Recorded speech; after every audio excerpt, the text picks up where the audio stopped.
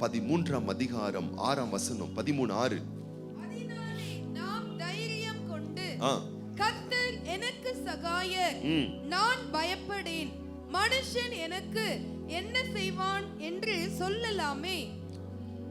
5லிருந்து வாசிக்க பார்க்கலாம். நீங்கள் பண ஆசை இல்லாதவர்களாய் நடந்து உங்களுக்கு இருக்கிறவைகள் போதும் என்று எண்ணுங்கள். நான் உன்னை விட்டு விலகுவதும் இல்லை, உன்னை கைவிடுவதும் இல்லை என்று அவர் சொல்லி இருக்கிறாரே. அவர் சொல்லி இருக்கிறாராம். வேதத்துல அவர் சொன்னதெல்லாம் நீங்க எப்படி நினைச்சுக்க கூடாது. ஆபிரகாமுக்கு சொன்னாரு, யோசுவாவுக்கு சொன்னாரு, காலேபுக்கு சொன்னாரு, எனக்கு சொல்லியிருக்காரு.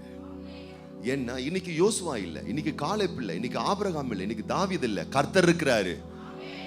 அவரை விசுவாசிக்கிற நான் இருக்கேன். அப்ப நமக்கு சொன்னதாகவே நாம் ஆழமாய் நாம் நம்ப வேணும்.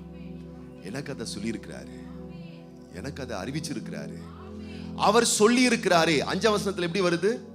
அவர் சொல்லி இருக்கிறாரு. என்ன சொல்றாரு பாருங்க. இங்க ஒரு பக்கத்துல பணத்தை பத்தி சொல்றாரு, இன்னொரு பக்கம் தேவனுடைய வார்த்தை பத்தி சொல்றாரு. ஒரு பக்கம் பணம், இன்னொரு பக்கம் எப்படி சொல்லப்பட்டிருக்கு பாருங்க.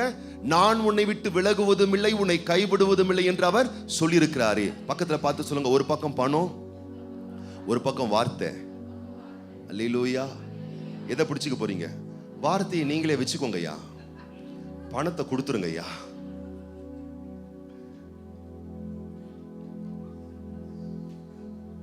பணம் 1 லட்சம், 1 கோடி, 10 கோடி, 50 கோடி, 1000 கோடி கூட இருக்கட்டும். நீங்க அதை மட்டும் பிடிச்சிட்டீங்கன்னா அது என்ன ஆகும்னு கேட்டீங்கன்னு சொன்னா,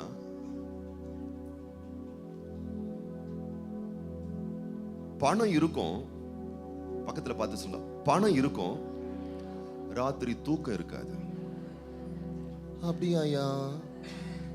வீட்டுல காசை வச்சிருக்கவங்களோட பாடு உங்களுக்கு தெரியுமா? தூக்கம் இருக்காது, நிம்மதி இருக்காது, மூஞ்ச பார்த்தாலே தெரிஞ்சிரும். ஆனா நான் சொல்றேன் பாருங்க, நான் சொல்றேன், பணத்தின் மேல நம்பிக்கை வைக்காம வார்த்தை மேல நம்பிக்கை வைக்கிறவங்களா இருந்தீங்கன்னா பணமும் இருக்கும், தூக்கமும் இருக்கும், நிம்மதியும் இருக்கும், ஆரோக்கியமா இருக்கும், சந்தோஷமா இருக்கும், எல்லாமே இருக்கும். பக்கத்துல பார்த்து கேளுங்க, எது வேணும்? பணம் வேணான்னு சொல்றாதீங்க, அது வேணும். ஆனா பணம் பின்னாடி, கர்த்தர் முன்னாடி. என்னை விட பணத்தை குறிச்சு யாராச்சும் பிரசங்கம் பண்ணிருப்பாங்களா? நீங்க தமிழ் பிரசங்கம் பண்ற பாஸ்டர்ஸ் யாருடைய மெசேஜ் வேணா கேளுங்க, என்ன மாதிரி பணத்தை குறிச்சு பேசினவங்க அவ்வளவு பேசியிருக்கேன் நான். ஆனா ஆனா பணத்தை ஃபர்ஸ்டா வச்சு பேசியிருக்க மாட்டேன், பணத்தை நெக்ஸ்டா வச்சு தான் பேசியிருப்பேன். ஏன்னா உலகம் தருவது வேதனையின் ஐஸ்வர்யம், தேவன் தருவது வேதனை இல்லாத ஐஸ்வர்யம். ஆண்டவருடைய பிள்ளைங்க, அதான் நான் சொல்றேன், அனித்தியமான ஒரு காசு கிடைக்குது, அனித்தியமா ஒரு பணம் கிடைக்குது, அனித்தியமா ஏதோ ஒரு நாளுக்கு நன்மை கிடைக்குதுன்னா அதுக்காக தெய்வத்தை விட்டுறக்கூடாது. அந்த பொருளுக்காகவோ பணத்துக்காகவோ பெரிய அபிஷேகத்தை விட்டுறக்கூடாது. அந்த பொருளுக்காகவோ பணத்துக்காகவோ ஆலயத்தை விட்டுறக்கூடாது, வார்த்தையை விட்டுறக்கூடாது. ஏன்னா இது அதை பார்க்கிலும், முத்துக்களை பார்க்கிலும், செல்வங்களை பார்க்கிலும் இது மகா விலையேற பெற்றது. பணம் வந்துச்சுன்னா பணம் மட்டும்தான் இருக்கும். ஆனா நான் சொல்றேன், ஆண்டவருடைய வசனம் வந்துச்சுன்னா பணமும் இருக்கும், பாசமும் இருக்கும், நிம்மதியும் இருக்கும், ஆரோக்கியம் இருக்கும், எல்லாமே கூட இருக்கும். அதனால அவர் சொல்றாரு, பணம் இன்னைக்கு கையில இருக்கும், நாளைக்கு எங்க இருக்கும்னு யாருக்கும் தெரியாது. ஆனா நான் இன்னைக்கு உன் கூட இருக்கிறேன்னா கடைசி வரைக்கும் நான் உன்னை விட்டு விலகுவதும் இல்லை, உன்னை கைவிடுவதே இல்லை அப்படின்னு அவர் சொல்லிட்டு சொல்றாரு. அவர் நான் சொன்னா மட்டும் போதாது, இப்ப நீயும் சொல்லு. நீ என்ன சொல்லணும்? ஆறு வாசிங்க. நாம் தைரியம் கொண்டு என்ன கொள்ளணுமா? கவனிங்க கவனிங்க கவனிங்க கவனிங்க. வெறும் பணம் மட்டும் இருந்தா தைரியம் வராது, பயம்தான் வரும். இப்போ திடீர்னு உங்க கையில ஒரு 6 கோடி கிடைக்குது, என்ன பண்ணுவீங்கன்னு நீங்க நினைக்கிறீங்க?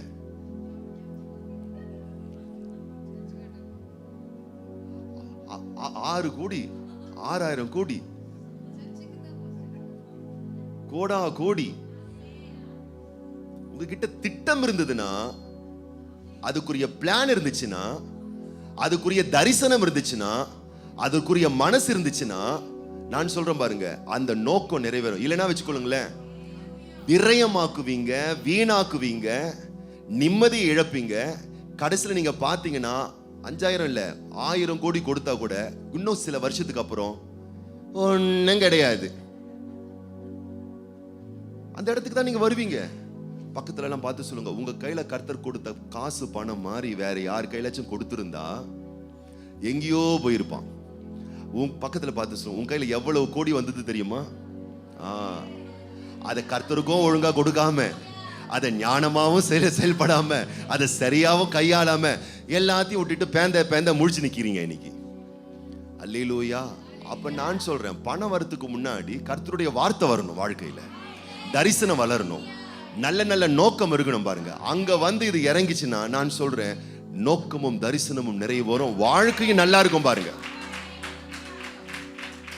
வாழ்க்கையும் பெட்டரா மாறும். கர்த்தர் அந்த நோக்கத்துக்காக கொடுத்தார், அதை நான் அந்த நோக்கத்துக்காக நான் செயல்படுத்தினேன். இப்போ நான் நிம்மதியா இருக்கேன், அதை நான் சந்தோஷமா இருக்கிறேன். எத்தனை பேர் தெரியுமா நிம்மதியா தூக்கம் இல்லையா? ஏன் என் பையன் கள்ள தூக்கி மண்டையில போட்டுருவோன்னா பயமா இருக்குது.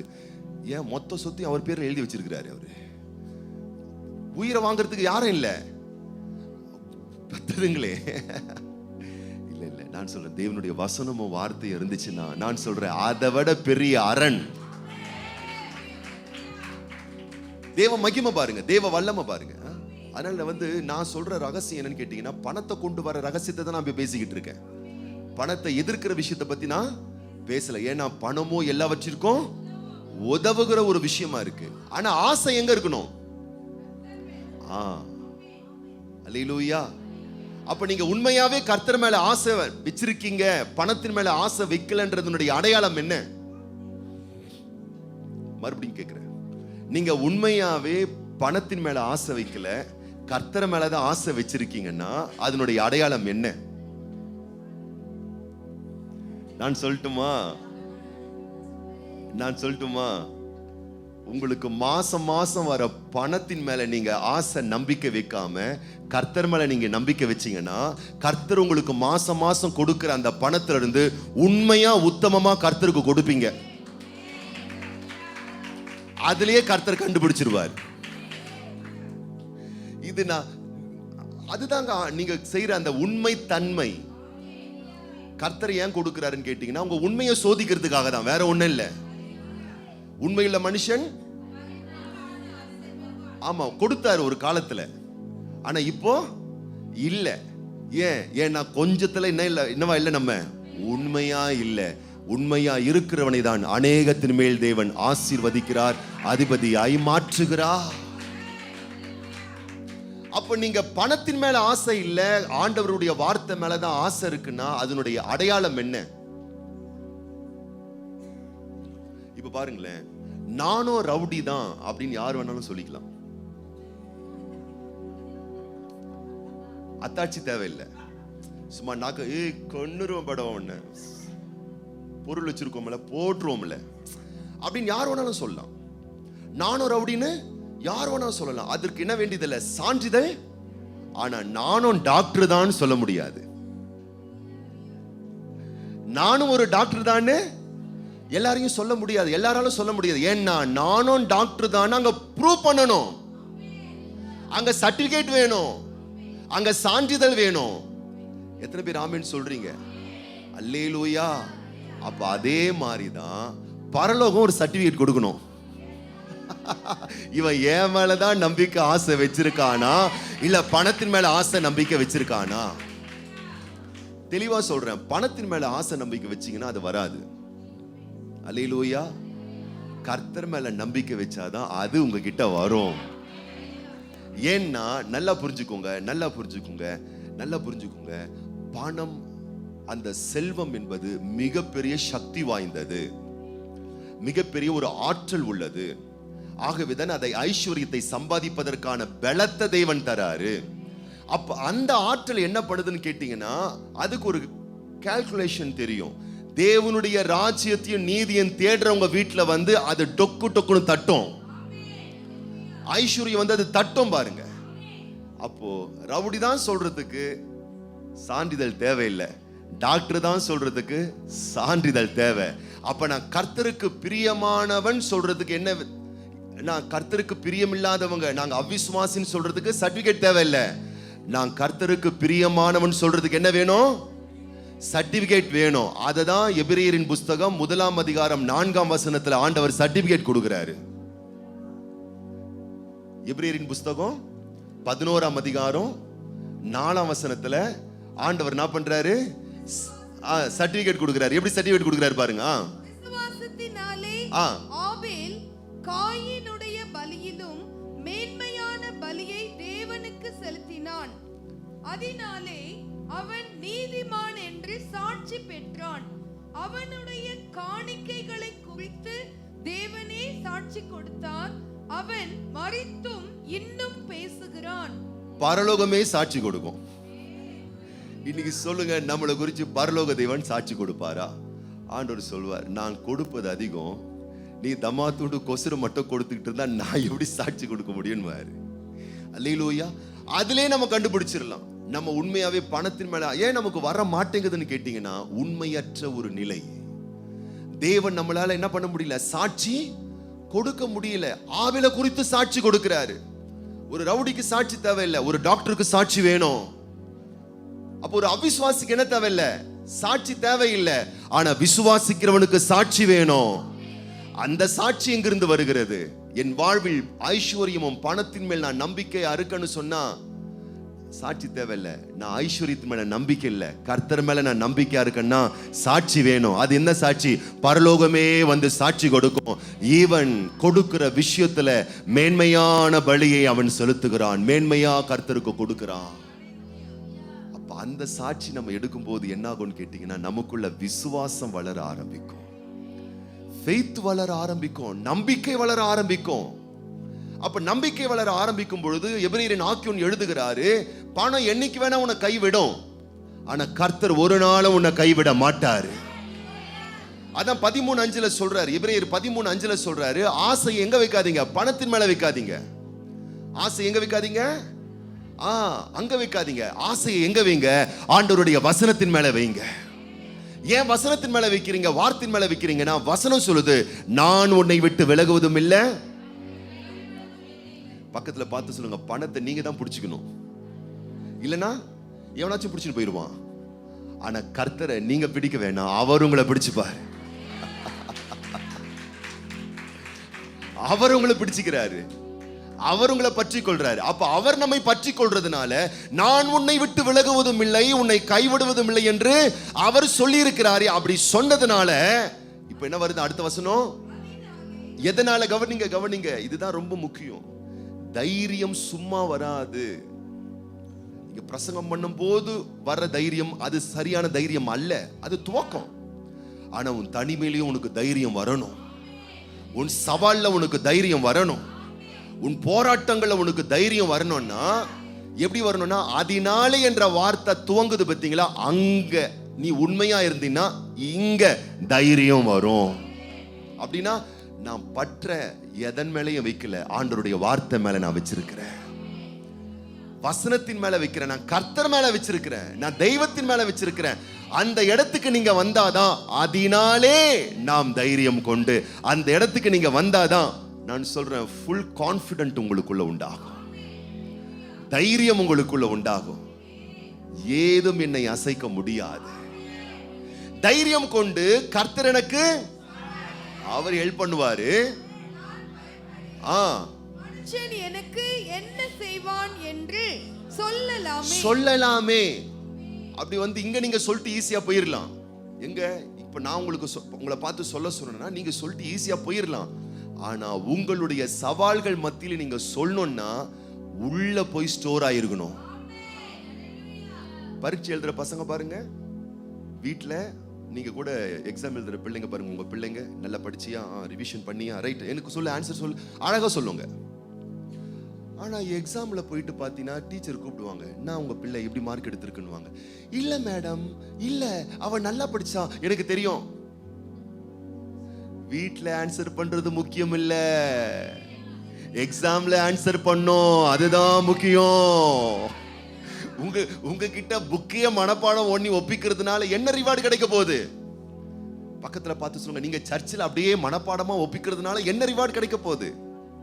உன் சவால்ல நீ ஒப்பிக்கணும்னு சொன்னா, உன் தனிமையில நீ ஒப்புவிக்கணும்னு சொன்னா, உன் பலவீனத்துல உனக்கு வரக்கூடிய போராட்டங்களை ஒப்புவிக்கணும்னு சொன்னா, நீ உலகத்தின் காரியத்தின் மேல் பற்று வைக்காமல் தேவனுடைய வார்த்தையின் மேல் பற்று வைத்தாதான் இங்க உள்ள பதிவுகள் ஸ்ட்ராங்கா அங்க போய் ரெக்கார்ட் ஆகும். கர்த்தர் எனக்கு சகாயர், நான் பயப்பட மாட்டேன். இந்த தைரியம் மட்டும் உங்களுக்கு எங்கிருந்து வருது என்பதை தெளிவா புரிஞ்சுக்கோங்க. உலக காரியங்கள் மேல் பற்று இருந்தால் தைரியம் இருக்காது. வசனத்தின் மேல் பற்று இருந்தால் தான் தைரியம் வரும். இந்த தைரியம் இல்லைன்னா, நல்லா புரிஞ்சுக்கோங்க, இது ரொம்ப முக்கியமான ஒரு விஷயம் நான் சொல்றேன். இந்த தைரியம் இல்லைன்னா, தைரியம் குறைய ஆரம்பிச்சதுன்னா சோர்வுகள் வரும், கவலைகள் வரும், மனக்குழப்பம் அதிகமாகும், அவநம்பிக்கைகள் பெருகும். இப்ப எல்லாம் சோசியல் மீடியால, கூகுள்ல எல்லாமே வந்துருச்சு. நீங்க ஒண்ணு நீங்க ரிசர்ச் பண்ணி பார்க்கலாம். ஒவ்வொரு சோர்வுக்கும் ஒவ்வொரு வியாதி, ஒவ்வொரு கவலைகளுக்கும் ஒவ்வொரு வியாதி, ஒவ்வொரு பயங்களுக்கும் ஒவ்வொரு வியாதி. டாக்டர் ஒருத்தர் பேசுறாரு, நீங்க ஏன் கிட்ட வரீங்கன்றாரு அவரு. நம்ம பாருங்க, கர்த்தருக்கு கொடுக்க கூட மூக்கால் அழுவோம், டாக்டர்னா பாரு இறைச்சிருவோம். ஆனா அவன் சொல்றான், என்கிட்ட ஏன் வரீங்க? நீங்க பயம் இல்லாம பதட்டம் இல்லாம நிம்மதியா நீங்க வாழுங்க. அதுதானே இங்க நாங்க ஜீவனை விட்டு பிரசங்கம் பண்ணுவோம். இங்க காதை ரெண்டு அடைச்சு பண்ணுவோம். ஆனா பயத்தை வளர்த்துப்போம், கவலை வளர்த்துப்போம், அவநம்பிக்கையோடு தான் இருப்போம். கர்த்தர் மேல சும்மா ஒரு உறுதியான பற்று இருக்காது. பாத்தீங்கன்னா ஒவ்வொரு சோர்வுகளுக்கும் ஒவ்வொரு வியாதி, ஒவ்வொரு கவலைகளுக்கும் ஒவ்வொரு வியாதி, ஒவ்வொரு பயத்திற்கும் ஒவ்வொரு வியாதி, ஒவ்வொரு வகையான அவநம்பிக்கைகளும் ஒவ்வொரு வியாதி. டோட்டலா பாடியை டேமேஜ் பண்ணுது, பணங்கள் விரயமாகுது. மருத்துவர்கள் சொல்றாங்க, இதனால மருந்து மாத்திரையினால சைடு எஃபெக்ட் தான் உங்களுக்கு வரப்போகுது. நீங்கள் ரிசர்ச் பண்ணி பாருங்க, நீங்க எவ்வளவு பாக்கியவதிகள் பாக்கியவான்கள் பாருங்க. கர்த்தர் உங்களுக்கு காசு பணம் விரயமாகாம, மருத்துவமனையே போகாம 120 வயசு வரைக்கும் ஆரோக்கியமாய் வாழக்கூடிய ரகசியத்தை தெய்வம் உங்களோட பேசிக்கிட்டு இருக்காரு. அப்ப நான் சொல்றேன், எதை முன்னாடி வைக்க போறீங்கன்றது இன்னைக்கு நீங்க தீர்மானம் பண்ணுங்க. நான் வார்த்தையை முன்னாடி வைக்கிறேன், வசனத்தை முன்னாடி வைக்கிறேன். நான் என்னுடைய செல்வங்களால் கர்த்தரை நான் கனப்படுத்திடுறேன், கர்த்தருக்கு நான் ப்ரையாரிட்டியை கொடுத்துடுறேன். நான் அது மேல ஆசை வைக்கல, வசனத்தின் மேல நான் ஆசை வைக்கிறேன் என்ற இடத்துக்கு நீங்கள் வருவீர்களே. ஆனால் நான் சொல்கிறேன், தைரியம் வரோங்க. நான் சொல்லட்டுமா, உங்க தைரியத்தை போல உங்களுக்கு உதவி செய்யக்கூடிய ஒரு வலிமையான ஆயுதம் இந்த உலகத்துல எதுவுமே கிடையாது என்பதை நான் திட்டமும் தெளிவுமா நான் பிரசங்கம் பண்றேன். உங்கள் விசுவாசத்தை போல, உங்கள் தைரியத்தை போல வலிமையான ஆயுதம் இந்த உலகத்தில் எதுவுமே கிடையாது. பக்கத்துல பார்த்து கேளுங்க, உங்களுக்கு உதவி செய்யறதுக்கு 10 பேர் இருக்காங்களா? 4 பேர் இருக்காங்களா? இருக்காங்க, ஆனா இல்ல. நான் சொல்லட்டுமா, இந்த தைரியத்தையும் ஃபெய்த்தையும் மட்டும் பில்டப் பண்ணுங்க, டெவலப் பண்ணுங்க. 4 பேர் இல்லைங்க, 40 பேர் இல்லைங்க, 4000 பேர் உங்களுக்கு செய்யாத உதவிய உங்க சொந்த தைரியம், உங்க சொந்த நம்பிக்கை, உங்க சொந்த விசுவாசம் உங்களுக்கு சாத்தியப்படுத்தோம்னா, உங்க தைரியம் எப்படிப்பட்ட மேன்மையானது. அது சும்மா வந்துடாதுங்கிறேன். அது வரணும்னா வசனத்தின் மேல உங்களுக்கு ஒரு உறுதி ஏற்பட வேணும், வார்த்தையின் மேல் உறுதி ஏற்பட வேணும். வாசிக்க நேரம் இல்லை, நீங்க வீட்டுல கூட வாசித்து பாருங்க. அப்போஸ்தலர் நடபடிகளின் புஸ்தகம் 27ஆம் அதிகாரத்துல பவுலும் பவுலோடு கூட 276 பேர் இருக்காங்க. பவுல் கூட எத்தனை பேர் இருக்காங்க? 276 பேர். பின்னணியை மட்டும் நான் சொல்றேன், சாராம்சத்தை மட்டும் நான் சொல்றேன். இவங்கெல்லாம் யாருன்னு பாத்தீங்கன்னு சொன்னா, உயர் அதிகாரிகள், கப்பல் ஓட்டிகள், காவலாளிகள், மிகப்பெரிய அரசாங்கத்தில் இருக்கக்கூடிய பெரிய அதிகாரிகள், மற்றவர்கள் எல்லாம் குற்றவாளிகள். குற்றவாளிகள்னா எல்லாம் ரொம்ப துணிகரத்துல, தைரியத்துல கொலை செஞ்சவங்க, கொள்ளையடிச்சவங்க. கொலை பண்றதுக்கும் கொள்ளையடிக்கிறதுக்கும் எவ்வளவு பெரிய தைரியம் தெரியுமா தேவை? கேக்குறீங்களா? பக்கத்துல பார்த்து கேளுங்க. உங்க கையில ஒரு கத்தியை கொடுத்து குத்துவீங்களா? நம்ம நினைச்சுக்கிட்டு இருக்கோம் பாருங்களேன், கத்தி எடுத்து குத்துறது ரொம்ப ஈஸின்னு. அவ்வளவு பெரிய ட்ரைனிங் தெரியுமா? கொள்ளையடிக்கிறது அது ஒரு ட்ரைனிங். பெரிய பெரிய குற்ற செயல்லாம் தானா வரதில்ல, பயிற்சினால் வருகிறது. அவங்க எல்லாம் மிகப்பெரிய துணிச்சல் கொண்டு, துணிகரம் கொண்டவர்கள். சொல்லட்டுமா, இந்த கப்பல்ல டிராவல் பண்றவங்க எல்லாம் இப்படிப்பட்ட மக்கள். நீங்க ஃபுல்லா வாசித்து பாருங்க. அந்த கப்பல்ல பயணிக்கும் பொழுது அடித்த சூறாவளியும் வந்த புயல் காற்றும் 276 பேரும் பயந்து மரண போராட்டத்தில் நடுநடுங்கி கொண்டிருக்கிறார்கள். ஆனா அங்க வசனத்தை நம்புற ஒரு மனுஷன் எழும்புனாங்க, வார்த்தையை நம்புற ஒரு மனுஷன் எழும்புனாங்க, கர்த்தருடைய சத்தியத்தை நம்புற ஒரு பவுல் எழும்புனா. அவன் எழும்பி எல்லாருக்கும் தைரியத்தை சொல்றான். அப்ப நான் சொல்லட்டுமா, இந்த உலகத்தில் இருக்கக்கூடிய துணிகரம் உள்ளவர்களுக்கு இருக்கக்கூடிய தைரியம் கூட ஒரு நாள் கரைஞ்சு போயிரும். துணிகரம் உள்ள அதிகாரிகள் மனதிலும் உள்ளத்திலும் இருக்கக்கூடிய தைரியம் கூட ஒரு நாள் குறைஞ்சு போயிடும். நான் பார்த்திருக்கேன் என் சொந்த வாழ்க்கையில எவ்வளவு பெரிய அதிகாரிகளை நான் பார்த்திருக்கேன் தெரியுங்களா? குழந்தை மாதிரி எங்களுக்கு முன்னாடி அழுதுருக்காங்க. அவங்க வாழ்வில் வந்ததான சவால்கள், வேதனைகள், வியாதிகள், பிரச்சனையில உடைஞ்சு போய் கதறி இருக்காங்க. என் கண்ணால நான் பார்த்திருக்கேன், குறையா நான் சொல்லல. தைரியங்கள் எல்லாம் அற்று போய்விடும். ஆனால் ஒரு மனிதன் உண்மையாகவே பொருட்கள் மீதும் உலக சிற்றின்பங்கள் மீதும் நம்பிக்கை வைக்காமல், உலக பற்று இல்லாமல் தேவாதி தேவனை உளமாற சத்தியத்தை நம்புவானே ஆனால் அவனுக்குள்ள வரும் பாருங்க ஒரு மகா பெரிய தைரியம். அதை யாராலையும் எடுக்க முடியாதுங்க. அது வசனத்தினால வந்தது, வார்த்தையினால வந்தது, தேவனால் வந்தது.